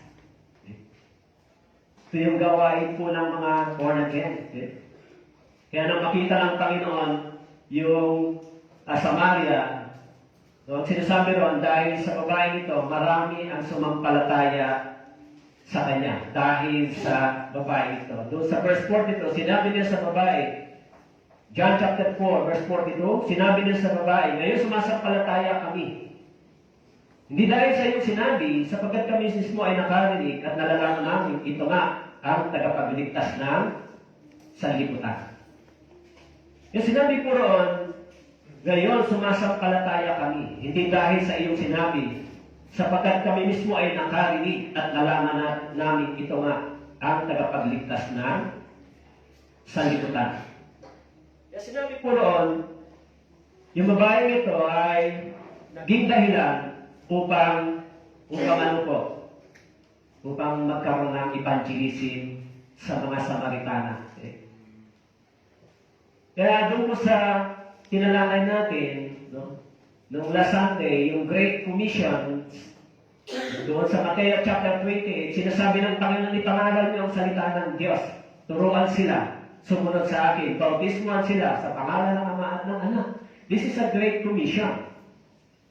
At ito po ay iniaman sa church. Kaya sinabi ni Jesus, tignan ninyo, 4 na buwan na lang, hinog na, harvest time na. Ngunit sinasabi ko sa inyo, mas dali niyo yung paligid, inyong tina ng mga bukid na mapuputi upang anihin. Dito po sa Kailaway, wala po bang harvest time dito sa soul? Hindi niyo ba napapansin yung mga harvest time ng soul dito? Wala bang ganon? Ilang beses nang nag-Bible seminar tayo. And this coming January, sa January 24, meron tayong Bible seminar para sa evangelism. So, hindi nyo magagawin yung best ninyo. Sabi ni Jesus Christ, tignan ninyo yung anihan, maraming kaluluwa. Hindi ba tayo gagawa para sa mga kaluluwang ito? Yung mga anak nyo, asawa, kapatid, hindi ba ninyo hihingin sa Diyos yung kaligtasan nila, yung kaligtasan ng kaluluwa nila? Hindi nyo masasabihin sa Panginoon, nakikiusap ako sa iyo, buksan mo yung puso at isip ng aking ganito, anak, kapatid, magulang, para hanapin niya yung kaligtasan ng kanyang espiritu. Hindi nyo ba ipapanalangin ito? Magiging panatag lang ba kayo sa inyong ginagawa habang ang inyong mga anak ay hindi maligtas, habang ang inyong kapatid hindi maligtas? Kaya, kung ganito ang ating kalagayan, lahat ng mga ebidensya para dumating sa Jesus, nakita na natin, hindi mo ba? So, ano ang dapat natin gawin? Ano ang dapat po ninyong gawin? Ang dapat natin gawin, humingi tayo sa Diyos. Panginoon, yung mga kaluluwang ito, ibigay mo sa amin, padala sa church. Hindi ba mas tama yung panalangin na yun? Yun ba ang tamang paghingi sa Panginoon? O humihingi lang tayo ng mga material na bagay para sa pangailangan natin? Yung panalangin natin, dalhin mo yung mga kaluluwa dito sa church para makarinig sila ng Ebanghelyo. Gamitin mo yung bibig ko, lagyan mo ng kapangyarihan pag nagsalita sa kanila, makonvince ko sila. Alang-alang sa kaligtasan ng kanilang kaluluwa. Ang sinabi ni Jesus Christ, tignan ninyo. Kaya doon sa Acts chapter 1 verse 8, ngunit tatanggap kayo ng kapangyarihan pagbabasa inyo ng Espiritu Santo. Kayo magiging mga saksi ko sa Jerusalem, sa buong Judea at Samaria, hanggang sa kadulot-duluhang bahagi ng lupa. Tatanggap kayo ng kapangyarihan pagbabasa inyo ng Espiritu Santo. Ibig sabihin, nasa atin ang Espiritu Santo. Ngayon, kung tayo po ay nabubuhay sa makasalanang pamumuhay, hindi tayo magagamit ng Espiritu Santo ito. Magiging useless at powerless yung ating Christian life. Yung mga apostles, nang dumating sa kanila yung Espiritu ng Diyos, nagkaroon sila ng katapanan para ipangaral ang Ebanghelyo. Ganon din naman sa atin. Dapat meron tayong ganitong puso. Yan sinabi ni Jesus Christ sa Matthew chapter 9 verse 38, idalangin niyo sa Panginoon ng anihin na magpadala ng mga manggagawa sa Kanya. Idalangin. Idalangin sa Panginoon. Gawin yung best. Kaya sabi diyan, meron kayong Espiritu ng Diyos. Sabi niyan, magiging saksi ko kayo sa Jerusalem. Kaya yung gospel nagsimula sa Jerusalem, patungo sa Antioquia, at patungo sa Roma, hanggang sa Europa, hanggang sa Amerika, hanggang sa iba't ibang panig ng mundo, hanggang dumating sa Pilipinas ang Ebanghelyong ito. Bakit dumating sa atin yung Ebanghelyo? Kasi mayroon ditong nagdala sa atin. Kaya yan din yung sinasabi ni Jesus Christ, tignan ninyo. Ngayon, yung mga nag-harvest, meron ba silang reward? Sabi ko rito, hindi ba sinasabi ninyo, verse 35, chapter 4, may 4 na pa darating ng nagpag-aani. Ngunit sinasabi ko sa inyo, masdan ninyo ang inyong paligid, inyong tingnan ng bukid na mabubukti na upang anihin. In verse 36, ang umaani ay tumatanggap ng upa at nagtitipon ng bunga para sa buhay na walang hanggan. Yung umaani ay nagtatanggap ng upa. Meron bang reward dito? Kung tayo po ay sumusunod, kung tayo ba ay lumalakad sa kalooban ng Diyos, may reward po ba kayo? Siguro, pagdating sa reward, siyempre lahat tayo dapat kumuha dito para sa reward. Hindi lang ang pastor, di ba? Yung reward na ito ay hindi ho base sa ating pananampalataya.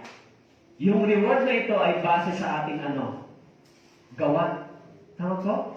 Walang ating ginagawa. Dito nang galing yung reward. Kaya sinabi mo sa 2 Corinthians chapter 5 verse 10, tatanggap tayo ng mga bagay na reward ayon sa ating ayon sa ating ginawa. Kaya, yung mga tao, maging sa Mateo chapter 20, verse 3 and 4, sinabihan ni Jesus Christ, paglabas niya ng 3 oras, nakita na yung iba sa pamilya, nakatayo walang ginagawa. Sinabi sa kanila, pumunta rin kayo sa ubasan, ano mang nararapat, ibibigay ko sa inyo. Pumunta sila. Paglabas niya muli ng malapit ng 6 na oras, ika-siyam, hindi nang ginawa niya. Nang malapit na ang 11 oras, lumabas siya. Nakita siya ng ibang nakatayo, sinabi niya sa kanila, bakit kayo nakatayo rito sa buong maghapon na walang ginagawa? Sinabi niya sa kanila, sapagkat walang umuupa sa amin. Sinabi niya sa kanila, pumunta rin kayo sa ubasan.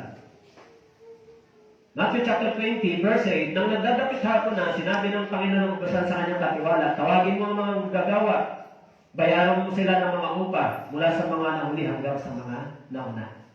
Bayaran mo sila. Meron silang reward sa kanilang pagpapagal sa ubasan ng Diyos. Okay? Kaya tayo rin, kung tayo pa ay gumagawa, para sa Panginoon, meron din tayong reward. Meron ba kayong reward kung gumagawa kayo sa Panginoon? Lahat tayo, kung gumagawa tayo sa Panginoon, ang sabi po, meron tayong reward. Sinabi po rito, ang umaani ay tumatanggap ng upa at nagtitipon ng bunga para sa buhay na walang hanggan. Kaya dito, ang tinitipon niya dito ay hindi po para sa pansamantala. Ang sabi dito, ang tinitipon niya rito ay para sa walang hanggan. Kaya sinasabi po ng Biblia, huwag tayong gumawa para sa mga bagay na pansamantala. Magtipon din tayo para sa buhay na walang hanggan. Kaya sinabi po doon sa John chapter 5, verse 27, sinabi po, John chapter 5, John chapter 6, verse 27. Huwag kayong magsumikap ng dahil sa pagkain nasisira, kundi dahil sa pagkain walang hanggan na ibibigay sa inyo ng anak ng tao, sapagkat sa Kanya inilagay ng Diyos Ama ang Kanyang tatak. Huwag kayong magsumikap ng dahil sa pagkain nasisira. Hindi lamang po yung pagkain nasisira ang dapat nating pagsikapan, maging yung para din sa buhay walang hanggan. Kaya kung tayo po ay gumagawa sa kalooban ng Diyos, ang sabi po, doon sa John chapter 4, ang sabi po doon sa John chapter 4, verse 36, ang umaani ay tumatanggap ng upa, nagtitipon ng bunga para sa buhay na walang hanggan upang nag-aasi, at ang umaani ay magkasamang nagadala. So, meron ditong reward at meron ditong joy. Kaya kung tayo po ay gumagawa dito sa purpose ng Panginoon. Ang sabi dito, yung Christian life natin ay magiging masaya, may joy.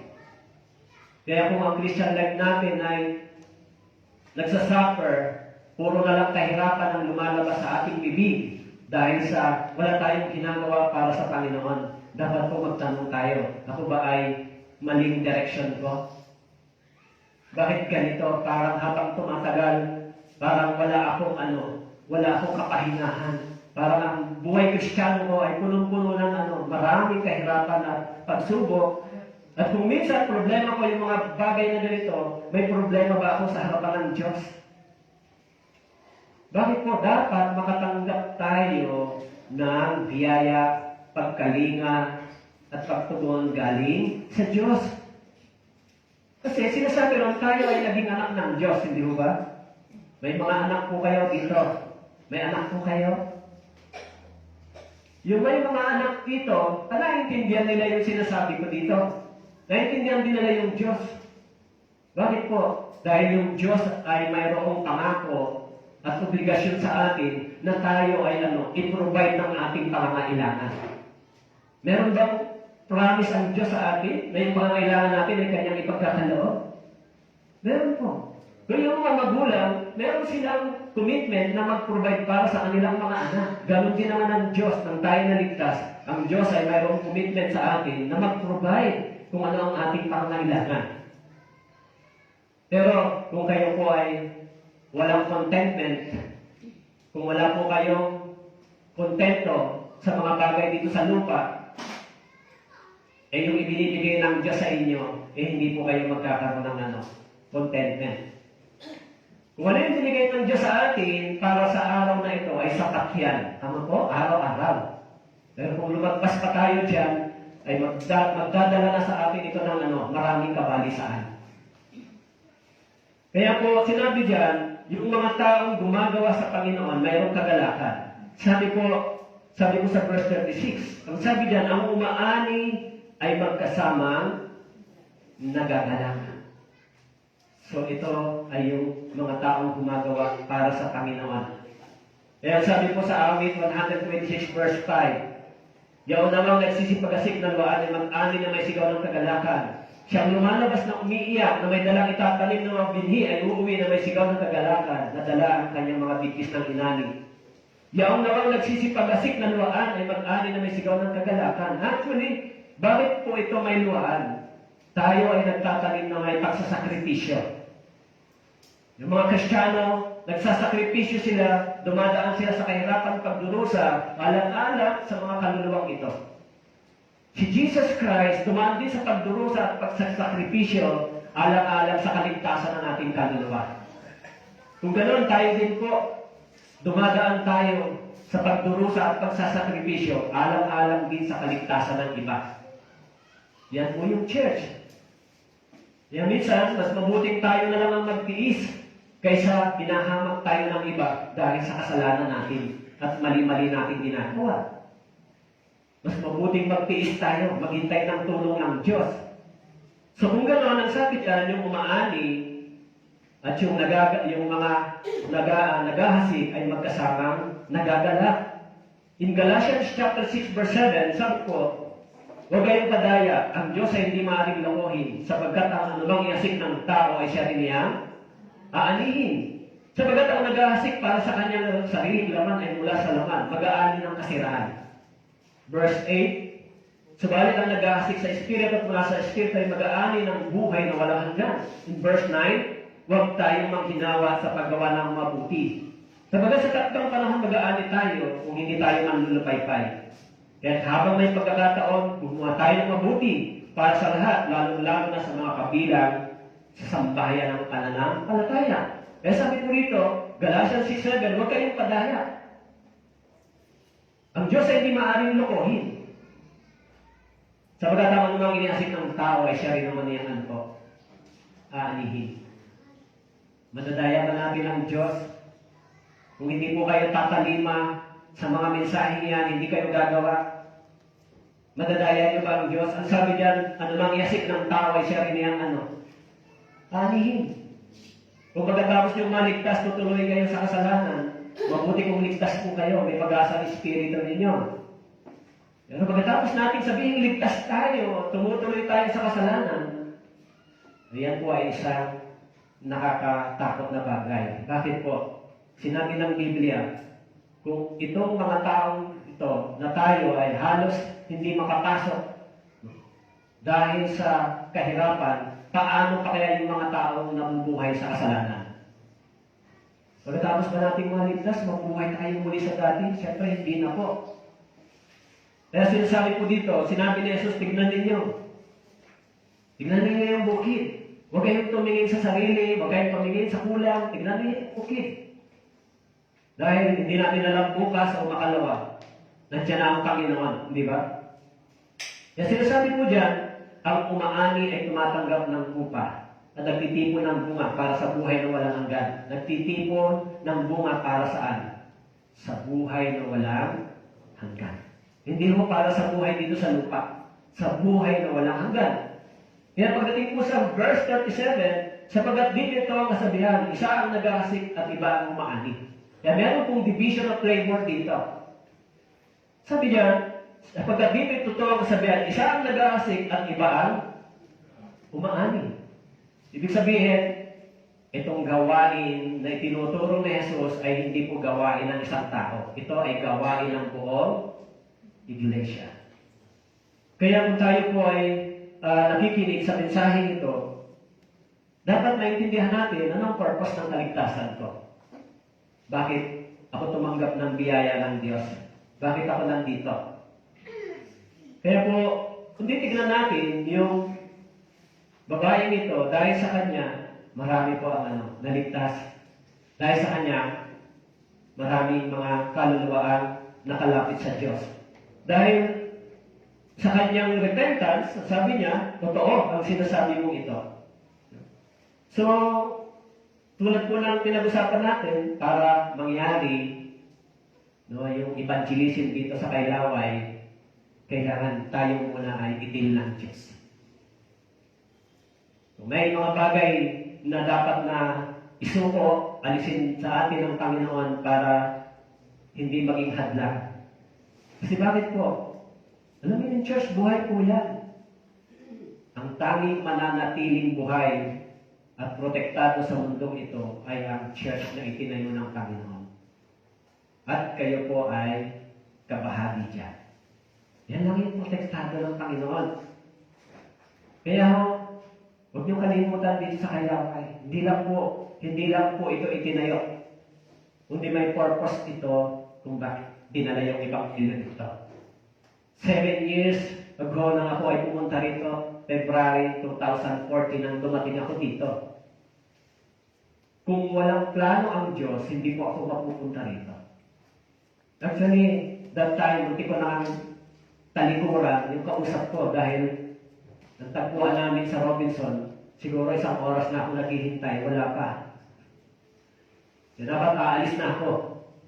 Pero dahil sa kalooban ng Diyos may maligtas dito. Kasi doon lang naman kami nagkita sa FB ni Mike Tan. Pinala ko lang sa kanya yung gospel, gusto mo. Sabi ko, sige mga August, hindi ba pwedeng February? Nag-uusap kami February, ang bilis naman. Kaya sinabi niya sa akin, pwede ba February? So, the urgency of reaching the lost. So, sabi ko, sige. Kaya, muntik pa nga akong matras dahil sa isang oras na ako naghihintay. Kala ko na bola lang ako. 7 years ago. So pumunta ako dito, deliver yung Ebanghelyo. At ito, maraming mga kaluluwa dito ang dati nang nasa church, pero naligtas sa Ebanghelyo yan. Kaparehas ko. Kaya, para sa akin, napakadakilang bagay ang mag-ebanghelismo, mag-evangelize, magdala ng kaluluwa sa paningin ng Diyos. Kayo rin dapat ganon. Dapat naiintindihan ninyo na hindi ako kinahabagan ng Diyos, akala ko ligtas ako, yun pala, hindi pala. So dapat yung puso natin may mataas na pagpapahalaga sa church, sa salita ng Diyos, at sa mga kaluluwang yan. Huwag tayong makipagsabayan sa mga taga-sanlibutan. No? Yung palakasin natin, yung ating testimony, yung buhay Kristiyano, palakasin natin. Dahil kung palakas natin yung testimony natin, buhay Kristiyano natin, hindi mo mahirap mag-evangelize. Pero kung ang buhay natin sa harapan ng ibang tao ay hindi tama, hindi maayos, tapos mag-i-invite kayo, talagang sasabihin nila, buhay mo muna ayusin mo bago mo ako imbitahin. Tama mo ba? Yung sinasabi ko? Tama ko? Tama. Ako rin gano'n. Kung hindi ko napanindigan ito, hindi ko naakay yung family ko. So yung evangelism ay hindi lang mo salita. Kailangan din nila ng ebidensya. Kaya yung mga brothers and sisters dito, katulad ng experience ng babae ito, kung kayo ay may ganitong experience at kayo ay tumanggap ng biyaya at habag ng Diyos, hindi ba sinabi ng Bible, sinabi ni Jesus kay Peter, Peter, sa tingin mo, sino ang mas nagmamahal sa Diyos? Yung pinatawad ng kaunti, yung pinatawad ng marami? Sabi ni Peter, yung pinatawad ng marami, tama ka. Yung pinatawad ng mas marami ang nagmamahal sa Diyos. Dahil na-realize nila, hindi sila karapat-dapat sa biyayang ito, pero tumanggap sila. Tayong lahat ay maraming pagkakasalang nagawa laban sa Diyos. Pero pinatawad tayo ng Panginoon. Kaya, mas minamahal natin ang Panginoon kaysa mga taong relihiyoso. Ako hindi naman eh. Ako hindi. Ganito lang, mabait naman ako. Tayo hindi. Sinabi ni Pablo, ako ang pinakamasama. Pero sa pagiging masama ko, kinahabagan ako ng Diyos. Kaya si Pablo, nagmahal siya ng malaki sa Diyos. Kayo po, kaunti lang nagawa niyo? Kaunti lang. Kaya dapat din ang puso po ninyo sa Panginoon. So, dito po sa church, mahalaga po yan. Tayo po nangalangin. Aming Ama, salamat po sa buhay na wala hanggan, sa iyong salita. Linisin mo po ang iglesia ng Kailaway. Alisin mo po yung mga hadlang sa evangelismo para sa pagbubunga ng kaluluwa. Ituwid niyo po kami, sawayin niyo po, Panginoon, paluin niyo po kami kung mali ang aming ginagawa. Kayo po ang nakakakilala sa amin. Padala niyo po sa amin ang disiplina kung kami po ay matigas ang ulo at nagmamataas sa iyong harapan. Subalit sa mga sumusunod, mga puso ay nagnanais na lumakad sa iyong kalooban, igawat po ninyong biyaya at pagpapala ng Diyos. Tulungan niyo po kami na maka-akay kami ng kaluluwa, dahil niyo po kami, Panginoon, sa mga tao na naghahanap ng katotohanan. Salamat po. Ito po ang aming dalangin.